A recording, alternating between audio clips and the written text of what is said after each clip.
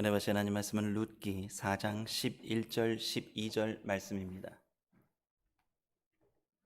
제가 가진 구약 성경 406면과 7면에 기록되어 있습니다.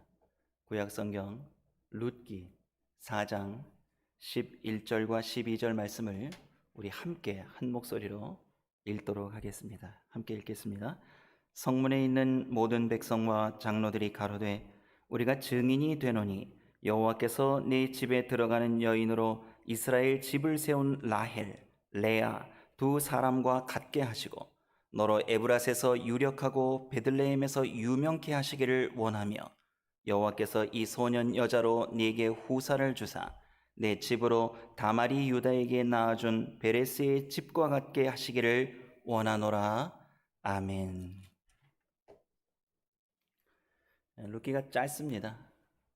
그리고 한 85절 정도로 이루어져 있기 때문에 금방 읽으실 수 있고 내용이 참 간단하면서도 짧은 내러티브이기 때문에 우리가 그냥 읽어보면 이런 내용이구나 라고 쉽게 이해할 수 있는 그런 성경입니다.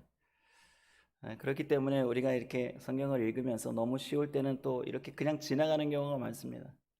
그래서 집에 있는 내자에게 무슨 설교하냐고 저한테 물어서 룻기 설교한다고 그랬더니 그 뻔한 다야는 얘기를 왜 또 설교를 하려고 그러냐고 저한테 얘기를 했습니다. 근데 참 그렇죠. 하나님의 헤세드라는 제목으로 제가 이 본문을 설교를 말씀을 전하려고 준비를 했는데요. 헤세드가 은혜지 않습니까? 은혜. 하나님의 은혜. 뭐가 새로울 게 있겠습니까? 근데 그거 아시잖아요. 가장 기본적이지만 가장 중요한 게 우리가 은혜 없이 살 수 없다라는 거죠. 그래서 룻기를 보면서 우리가 좀 다시 은혜가 갈급한 시기가 아니겠습니까? 요즘 만나는 분들마다 이제 그런 얘기들을 하십니다. 이거 온라인으로 예배를 드리니까 은혜가 좀 감하는 것 같다. 은혜가 좀 충만하지 않은 것 같다. 아쉬움이 있다. 이런 이야기들을 종종 하시고 저도 그런 마음을 충분히 공감을 합니다. 그래서 참 지금 이 시기가 은혜 받기가 쉽지 않은 시간을 우리가 보내고 있습니다. 그러면서도 우리가 한편으로 성경을 다시금 가까이 하면서 우리가 점검해 봐야 될 게 뭐냐 하면요, 그 집에서 우리가 똑같은 성경을 보고 똑같은 말씀 가운데에서 우리가 예배를 드린다고 장소만 바뀐 거 아닙니까? 그렇죠.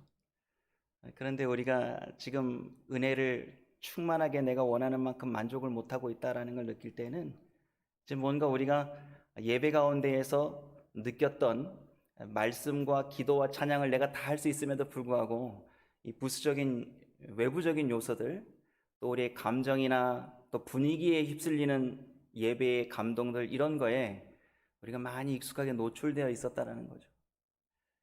사실 어떻게 보면 우리가 지금 이 시간 가정에서 드리는 예배, 가족들과 함께 도란도란 앉아서 성경 말씀을 펼쳐놓고 비록 영상으로지만 우리가 하나님의 말씀을 보면서 가족이 함께 이렇게 예배드릴 수 있는 시간과 공간 안에 있다는 것, 그것 자체가 어떻게 보면 하나님께서 지금 부어주시는 은혜가 아주 특별하다라는 걸 우리가 고백해야 됩니다. 그러니까 우리가 음향 시스템이든지 웅장한 찬양팀이 어떤 찬양대 찬양이든지 이런 거에 우리가 감동된다 이런 생각을 가졌었지만, 지금은 이제 우리가 하나님 앞에서 가족과 함께 정말 말씀 앞에서 우리가 은혜 받을 수 있는 최고의 상황을 가정에서 만들어 볼 시간이 되었다는 거죠. 그런 면에서 본다면 지금은 은혜의 시대입니다. 가정의 은혜가 필요하기에 우리를 각자의 처소에서 가정을 예배의 처소로 삼아서 우리가 예배할 수 있도록 하나님께서 우리를 이렇게 귀한 은혜의 가운데로 인도하셨습니다. 그럼에도 불구하고 이 이야기를 드려도 아마 그래도 좀 아쉬운데라는 생각이 드실 수 있습니다. 그건 시대가 영적인 암흑기를 지날 때 또한 그런 상황들이 많이 있습니다. 말씀이 기갈하고 사람들이 인본주의 생각, 사람의 생각으로 움직이는 시간들이 많을 때, 사회적 분위기가 그럴 때, 사회적 시스템이 그럴 때 우리가 하나님 말씀을 깊이 있게 묵상하고 말씀대로 살아드리려는 노력을 쉽게 잊어버립니다. 지금 우리가 사는 시대가 그런 시대라고도 할 수 있습니다. 근데 성경에 보면 그런 시대가 또 있습니다. 사실 룻기가 기록된 시대, 룻기의 배경 시대가 사사시대입니다. 사사시대의 특징 우리가 모두가 다 알고 있습니다. 사사기의 마지막 끝나는 절에는 이런 말씀이 기록되어 있죠. 사람이 각각 그 소견에 옳은 대로 행하였더라. 사람들의 생각이 정의로 외쳐지던 시대, 하나님의 말씀보다 사람의 소견이 우선되어져서 판단하던 그런 시기. 지금 우리가 포스트 모던 시대를 지나서 포스트 디지털, 포스트 스마트 시대, 포스트 지금 코로나 시대, 앞으로 또 포스트 AI 시대, 우리가 지금 겪어내야 될 시대들이 아직 많이 남았고 이미 경험하고 있습니다. 포스트 모더니즘의 특징이 개인주의라고 그러죠. 저는 이게 포스트 모더니즘은 이미 성경에 이미 수천 년 전에 다 기록되어 있습니다. 사사시대에도 여전히 사람들이 각자의 자기의 의견에 따라서 자기가 원하는 대로, 자기가 소신하는 대로 그렇게 살고 있었다는 거죠. 그 시대에도 하나님께서 변함없이 그런데 헤세드라는 단어를 사용하게 하셨다는 게 오늘 룻기에 흐르고 있는 하나님의 마음입니다. 도저히 하나님의 은혜를 찾아볼 수 없는 시대에 하나님의 은혜가 이렇게 흘러다녔다는 거죠. 우리는 보통 사업이 잘 되고 일이 잘 되고 회사에서 승진이 되고 좋은 일이 생기면 주변에서 물어보죠. 좋은 일 있으시다면서요? 이렇게 물어보면 신앙인은 이렇게 고백하죠. 다 하나님 은혜입니다. 이렇게 얘기하시죠. 하지만 우리가 사사시대와 같은 시대를 지금 우리가 만나지 않았습니까? 영적인 암흑기로 지금 우리가 빠져 있는지도 모르죠. 어떤 상황에선 이런 고백도 이제 나오기 시작할 수 있습니다. 사업이 어려워서 지금 문 닫게 생겼다면서요. 자녀들이 회사에서 월급 못 받아서 어렵게 됐다면서요. 렌트비도 못 냈다면서요. 힘들어서 어떻게 해요? 라고 우리가 질문 받을 수 있지 않습니까? 그때도 우리가 변함없이 이런 고백을 드려야 되지 않겠어요? 괜찮습니다. 하나님의 은혜가 있습니다. 하나님의 은혜가 있습니다. 그 은혜가 있으면 삽니다. 그게 이제 하나님의 헤세드거든요. 좋을 때 형통할 때만 내려지는 게 하나님의 은혜가 아니라 고난의 막바지에 이르러서 이제 죽고 못 살겠다라는 벼랑 끝에 몰려 있을 때 그때 여전히 하나님께서는 그 시대에 하나님의 백성 가운데 하나님의 헤세드를 계속 부어주고 계셨다라는 거죠.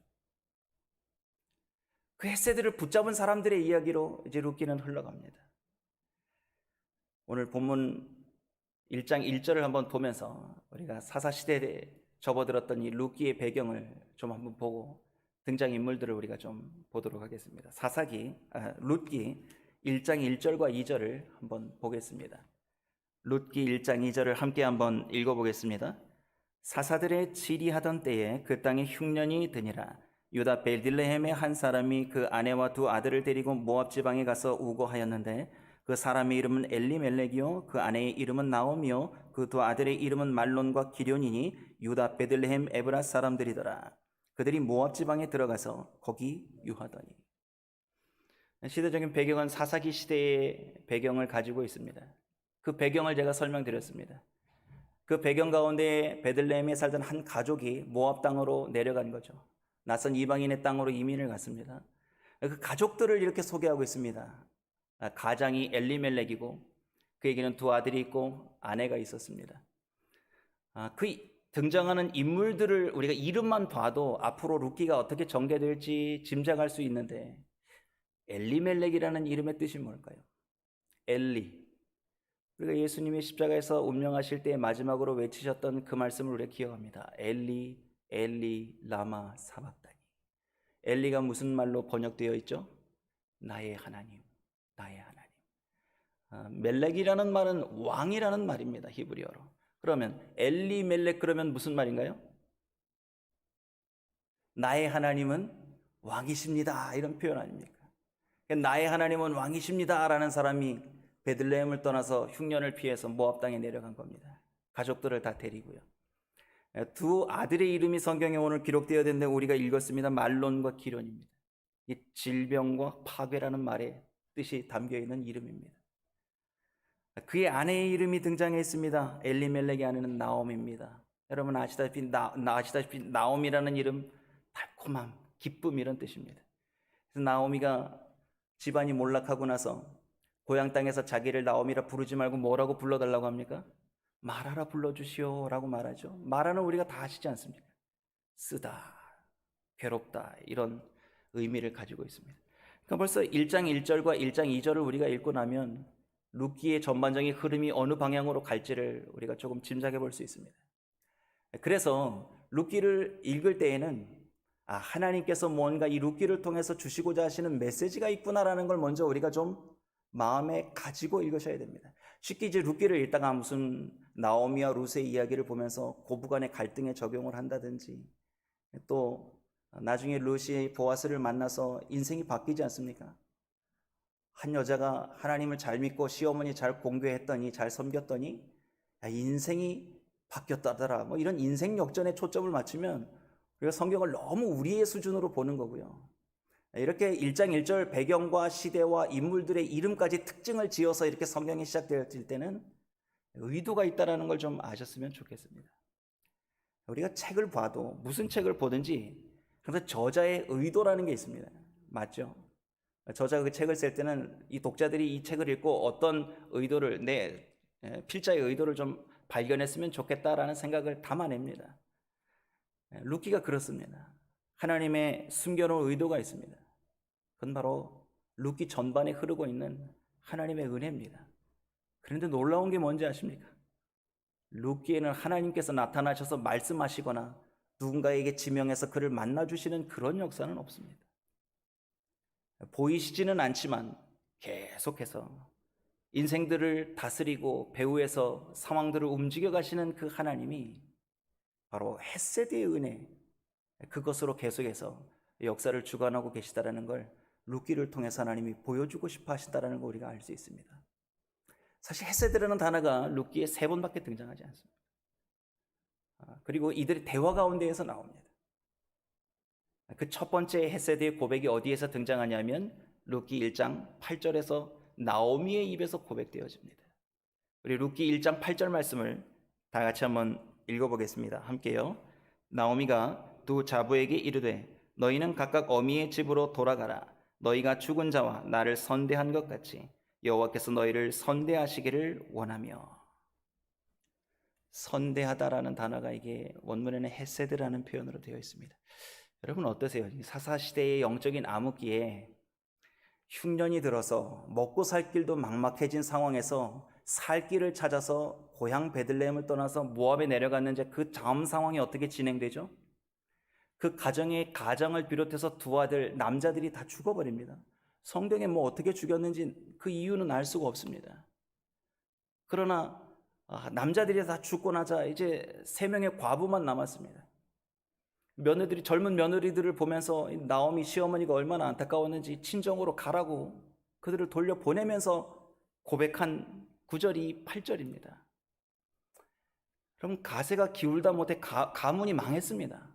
완전히 멸망한 거죠. 그런데 나오미가 그 입에서 헤세드라는 말을 고백한다라는 거죠. 여러분, 은혜는 우리가 좋을 때만 하는 게 아니라고 서두에 말씀드렸습니다. 하나님의 헤세드는 우리가 어떠한 극한 상황에서 더 이상 살 소망이 끊어질 만큼 괴로울 클 때에 고백되어질 그 고백이 헤세드라는 고백으로 하나님 앞에 드려져야 된다는 거 좀 기억해 주셨으면 좋겠습니다. 여러분, 우리가 지금 그런 상황에 있거든요. 요즘 은혜가 충만하다 하시는 분들 찾기 힘들 겁니다. 저를 봐도 요즘 내가 은혜가 충만한가라는 데에서 고백하기가 쉽지 않습니다. 그럼에도 불구하고 우리가 룻기를 읽으면서 다시 한번 우리가 성경의 말씀을 마음에 좀 이렇게 깊이 담아야 될 구절이 바로 8절이거든요. 도저히 하나님 은혜를 찾아볼 수 없는 시대에 하나님 은혜를 고백하는 것, 내 개인적인 상황에서 도저히 마음의 기쁨과 소망과 은혜를 발견할 수 없는 그 상황에서 하나님의 선하심, 그 은혜를 고백하는 것, 이게 어떻게 보면 우리 신앙의 가장 귀한 열매라고 저는 생각합니다. 하나님께서 어떻게 보면 우리의 신앙을 거기까지 성숙하게 하시기 위해서 이 시대적인 고통, 개인적인 고통, 사업의 어려움, 가정의 어려움, 자녀의 문제, 우리의 삶의 많은 어려움들을 허락하시는지도 모르겠어요. 참 놀라운 건요, 이 나오미가 이렇게 가슴에서 끓어오르는 마음으로 하나님의 은혜를 고백하는데 그게 전리가 됩니다. 이 선한 영향력과 고백이 그 이야기를 듣고 있는 며느리의 귀에 들어가서 그 마음을 감동시킵니다. 그 마음에 감동을 받은 사람이 누구겠습니까? 그 사람이 룻입니다.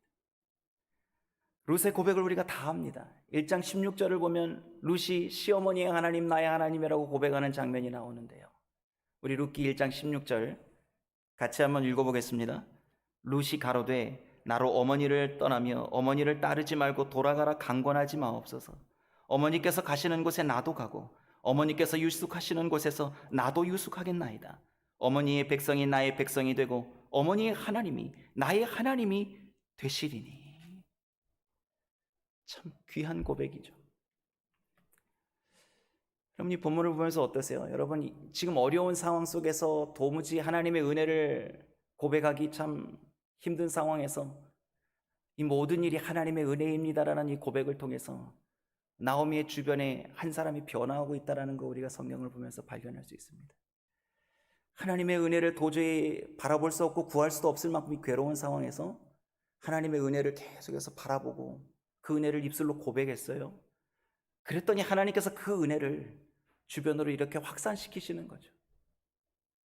룻이 그걸 자기가 받은 겁니다.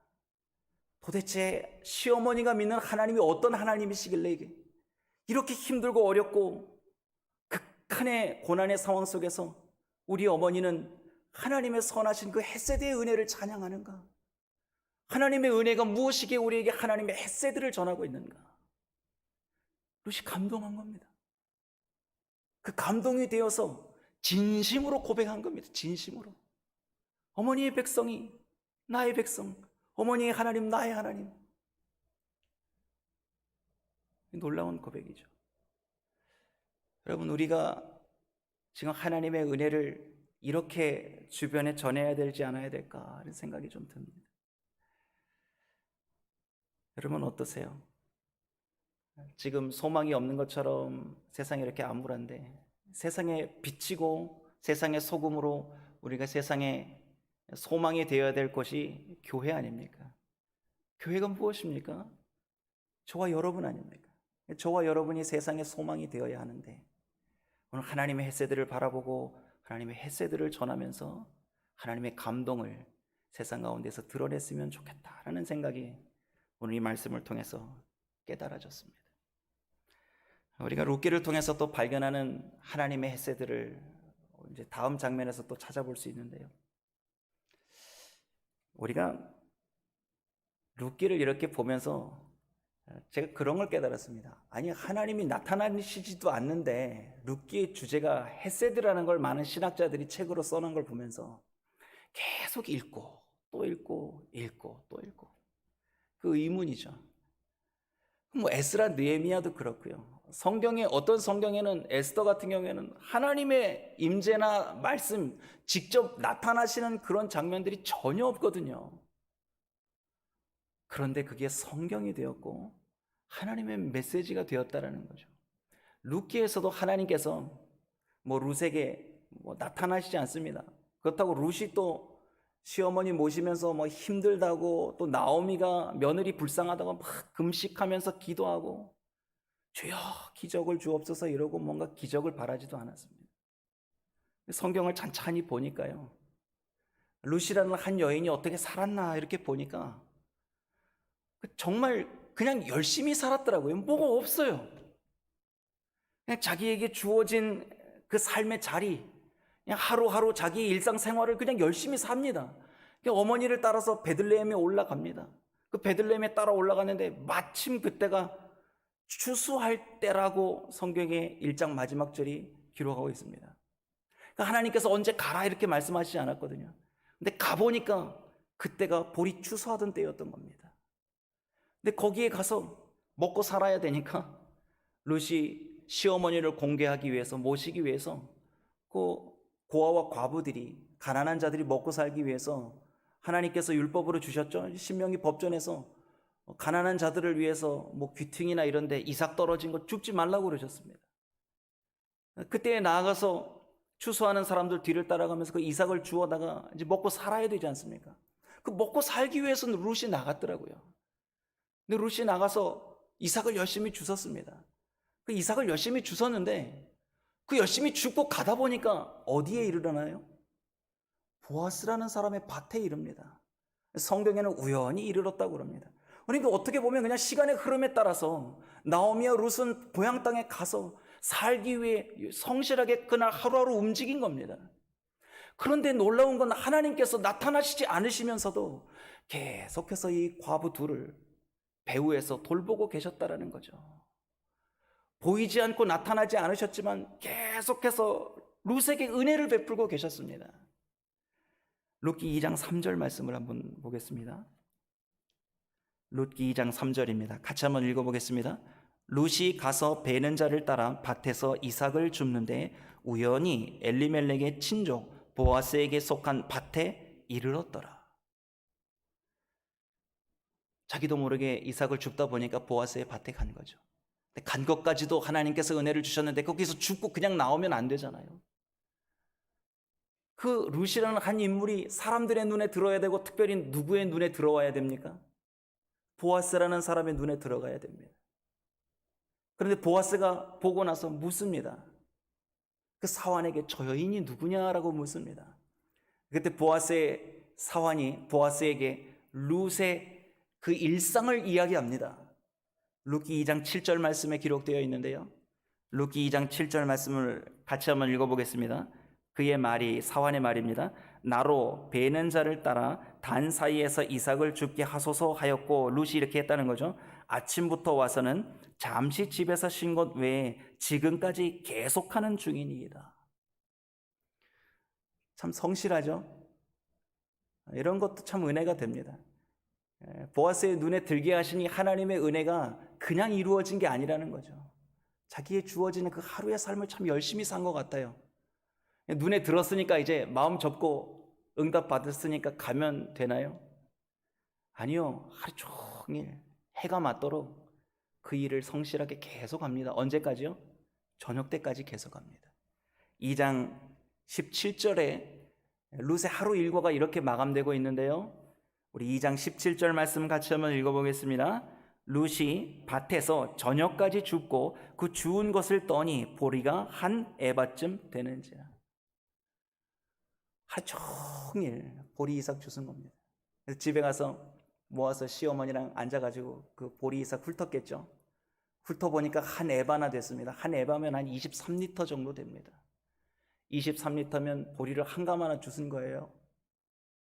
얼마나 성실하게 주었는지 시어머니랑 둘이 사는데 그날 하루 종일 나가서 쉼없이 이삭을 주워 모았던 양이 23리터 한 가마나 되었습니다. 이제 어머니하고 그거 같이 먹으면서 이제 일상으로 또 사는 거죠. 이런 장면에서도 참 은혜가 되었습니다. 하나님이 우리의 삶에 막 직접 나타나셔서 막 음성을 들려주신다. 어디 신령한 사람한테 가서 예언 기도를 받는다. 뭐 꿈에서 뭘 봤다. 뭐 금식을 했는데 하나님께서 뭘 보여주셨다. 우리가 살면서 급하면 이런 걸 많이 찾습니다. 그런데 성경을 면밀히 보면 많은 성경의 인물들을 보면 하루하루에 자기 주어진 삶을 열심히 살았던 사람들이 하나님의 헷세들을 덧입는 걸 제가 많이 보게 됩니다. 믿음의 조상 아브라함이 뭘 했습니까? 인간적인 눈으로 딱 보면 하나님 만나서 살다가 아들 이삭 낳고 하나님의 부름을 받았습니다. 그의 기고만장한 인생의 기복이 있었지만 그의 인생의 정점은 하나님의 후사를 만들어 놓고 그에게 여호와 신앙을 물려주고 하나님 품으로 가는 거였어요. 이삭이 뭐한 일 있습니까? 온 일생 살면서 누가 와서 우물을 뺏으면 그 우물 뺏는다고 거기서 싸우지 않고 등 돌아서 다시 저기 가서 우물 파고 뺏기면 저기 가서. 결혼하는 장면도 얼마나 재미있는지 모릅니다. 어머니 사라를 잃은 슬픔에 언덕에서 먼 산을 바라보며 슬픔에 잠겨있는 날 아브라함이 종 엘리에셀을 보내서 고향 땅에서 한 여자를 데리고 왔는데 그날 저녁에 눈이 맞아가지고 텐트에 들어가서 첫날 밤 치릅니다. 그리고 나서 아이 낳고 잘 삽니다. 뭐 인생의 큰 하나님의 기적적인 역사들이 성경을 읽어봐도 그렇게 막 와닿는 그런 게 없습니다. 이것뿐입니까? 예수님의 12제자들이 한 일이 뭐가 있는지 성경을 이렇게 한번 보십시오. 그저 따라다니면서 했던 일이라고는 예수님 앞에서 자기들이 누가 더 큰지 맨날 투닥거리면서 어떻게 하면 예수님 쫓아다니다가 뭐 큰 자리나 한 자리 받을까, 뭐 얻어먹을 게 없나, 이런 참 이상한 생각들 가지고 예수님 따라다닌 거, 예수님 공생의 기간에는 맨 예수님한테 혼나는 이야기밖에 없습니다. 겨우 칭찬받은 것, 베드로가 칭찬받은 게 뭡니까? 주는 그리스도시요 살아계신 하나님의 아들이십니다. 이 신앙의 고백 한마디, 그 칭찬 외에, 그것도 뭐 바로 뒷구절, 두 구절만 딱 넘어가면 바로 혼나죠. 꾸중듣죠. 제자들의 삶이 그랬습니다. 그냥 예수님 따라다닌 거 외에는 없어요. 하루하루. 많은 성경의 구절들이 그렇듯이 사사시대도 그랬습니다. 특별한 사람을 하나님께서 쓰신 게 아니더라고요. 사사기를 우리가 다, 우리 담임 목사님 새벽 설교를 통해서 사사기를 처음부터 끝까지 다 보셨지 않습니까? 하나같이 다들 평범한 사람들입니다. 농사 짓는 사람, 두려움이 많아서 다른 족속이 찾아와서 먹을 거 뺏어갈까 봐 포도즙 짜는 틀에 들어가서 타작을 했던 겁 많은 사람, 핸디캡이 있었던 불구였던 사람, 지극히 일상에서 평범했던 사람들을 하나님께서 쓰셨다라는 거죠. 왜요? 그들의 일상의 삶에 충실하게 살았던 사람들을 통해서 하나님은 일하고 계시고 있다는 거예요. 변함없는 헷세대의 은혜를 부어주실 때 그런 사람에게 은혜를 주시기를 원하셨다라는 거죠. 오늘 룻이 그렇게 살았다라는 겁니다. 우리는 지금 신앙생활에 어떻게 보면 가장 답답한 마음이 드실 수 있을 거예요. 집에 계셔야 되잖아요. 누구를 만나실 수도 없어요. 과거에 은혜 받았던 날을 회상하는 것, 그것도 이제 한두 달이죠. 이제는 우리가 은혜 받는 길을 스스로 찾아야 됩니다. 충만한 은혜를 말씀 가운데에서 하나님 앞에서 내 혼자서 있더라도 두근거리고 설레이는 구원의 감격을 지금 우리가 회복해야 됩니다. 어떤 특별한 사람이 은혜를 주고 특별한 사람이 은혜를 받는 게 아닙니다. 가정에 앉아서 밥을 먹고 식탁에 앉아서 두런두런 이야기를 하는 일상일지라도 그 안에서 우리의 신앙이 고백되고 오늘 이 하루도 하나님의 헤세드가 있었기에 우리 건강하게 살았구나. 오늘 이 맛있는 일용할 양식을 하나님께서 주셨구나. 오늘 이 시대가 우리 가족이 이렇게 모여서 하나님께 감사하고 찬양하며 예배할 수 있도록 우리 가족의 예배를 하나님 기뻐 받으시는 시대를 주셨구나. 하나님의 은혜가 놀랍구나. 우리가 이제 일상의 삶에서 이러한 고백들이 나와야 된다는 거죠. 마치 룻이 그렇게 살았던 것처럼.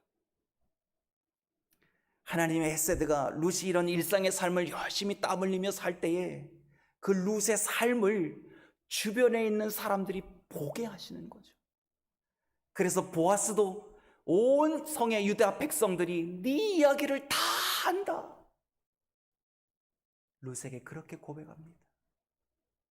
여러분, 우리가 뭘 하겠다고 열심히 노력한다고 되는 게 아니더라고요.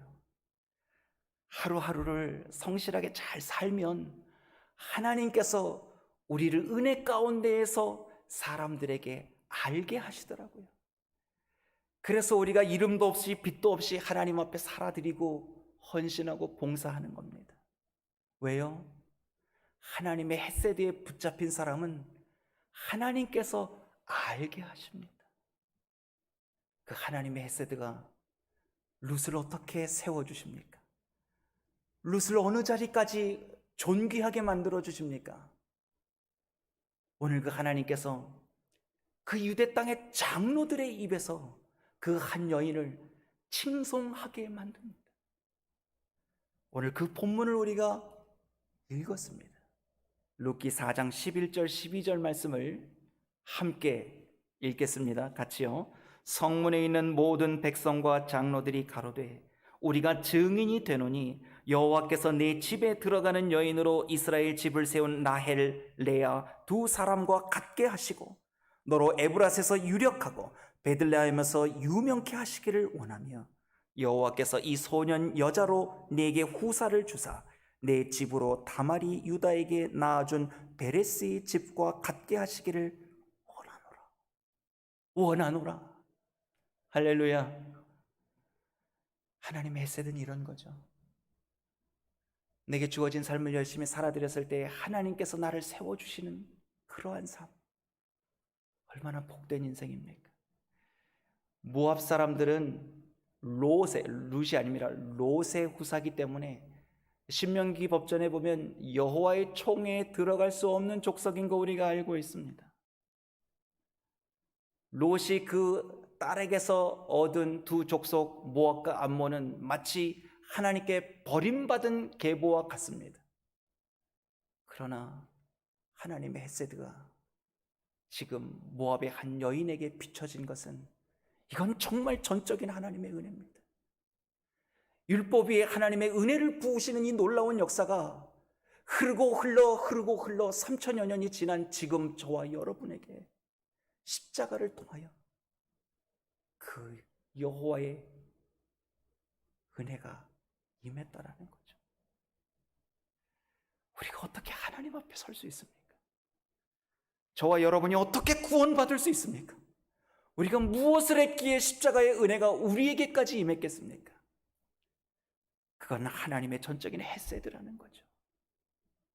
그 헤세드의 은혜를 붙잡을 때에 룻의 그 일생이 하나님의 역사의 한편에 기록되고 있다는 걸 우리가 읽은 겁니다. 우리가 우리 앞날을 모르지 않습니까? 혹시 이런 기대를 하고 계십니까? 하나님, 내가 내게 주어진 일상의 삶을 주님을 믿는 이 믿음 안에서 성실하게 살겠습니다.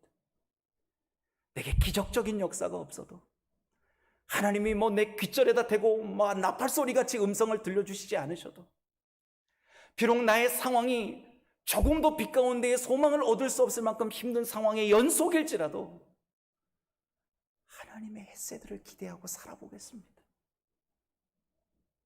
하나님, 나의 미래는 모르지만 내가 이렇게 성실하게 말씀의 주인공들의 삶을 본받아 살면 내 인생의 노년에, 그리고 우리의 가정의 한 상에 둘러앉아 있는 내 자녀들의 인생에, 아니면 그 자녀의 자녀들의 후대에 이르러서 룻의 가정에서 하나님께서 예비하신 다윗의 족보, 그리고 그리스도의 구속사가 이루어져 나아갔던 것처럼 우리의 가문에도 하나님께서 존귀하게 세워주시는 하나님의 사람들 나올 것을 저는 기대하겠습니다. 그래서 우리가 하나님의 헤세드를 붙잡아야 합니다. 그래서 우리가 가정 가운데에서 예배의 은혜를 흠뻑 누려야 합니다. 그리고 기도해야 합니다. 기도하겠습니다.